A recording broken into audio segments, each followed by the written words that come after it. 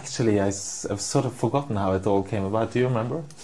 No. I mean, no. First, we met, but I didn't have I had a project of a concerto in my head, but we met together, and the idea that this concerto would be written for him came progressively.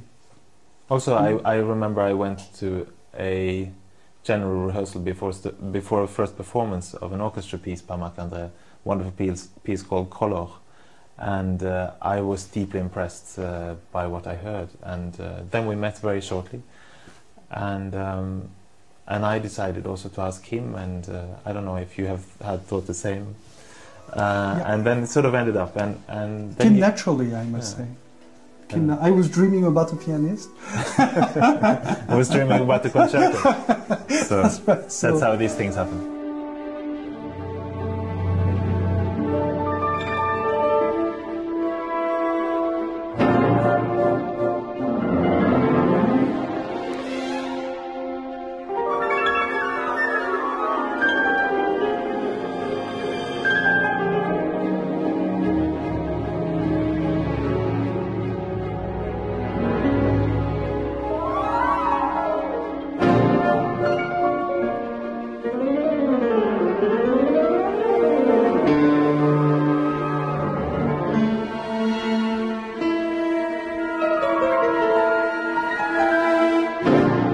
I find very fascinating in Marc-André's music that you are not always sure what is background, what is foreground, what is a melody, what is decor, what is accompaniment, and so there is an ambiguous feeling about it, and that took time for me to develop and to enjoy also, because I didn't always know what was my role, and that's something. So a lot of the music is about transformation. One idea becomes something else, and that also, you have to be an intuitive musician to work with that. And we have felt that with the different orchestras we have worked with also, that some orchestras have been better dealing with those colors and knowing intuitively, okay, this is now a melody, this is something, this is only color, this is something, and that's a very fascinating aspect of this music, I think.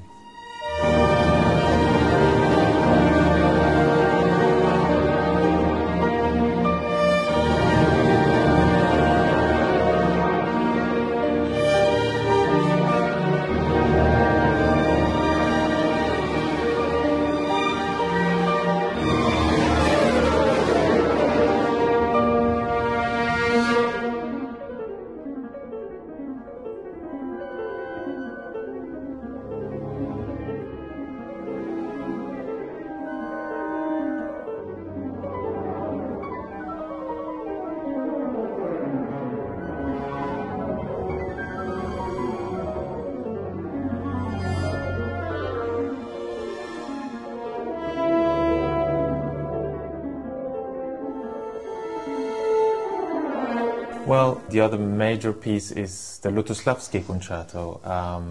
Lutosławski wrote this in '88. It was one of his later pieces.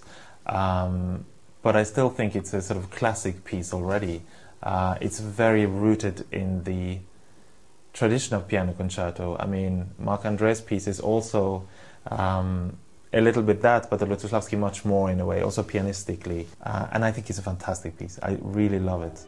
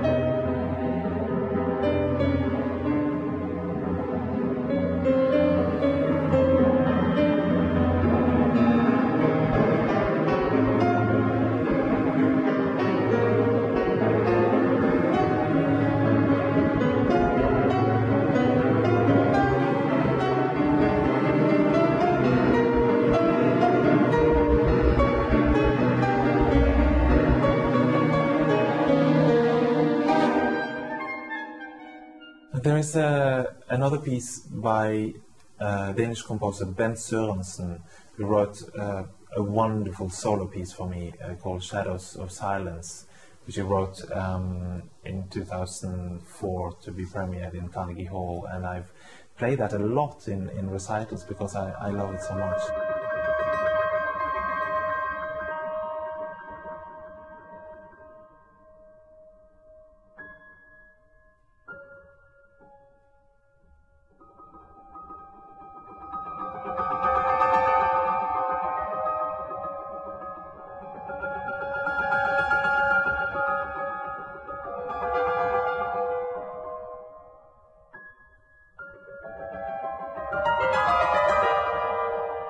He demands that you play the same note many times in very fast, but very soft, which is very difficult on the piano. It's something you can do very easily on the violin, but to get this shimmering effect on the piano, I've had to work so much on that. But I love there's a kind of dreamlike landscape to it, which I really love being in.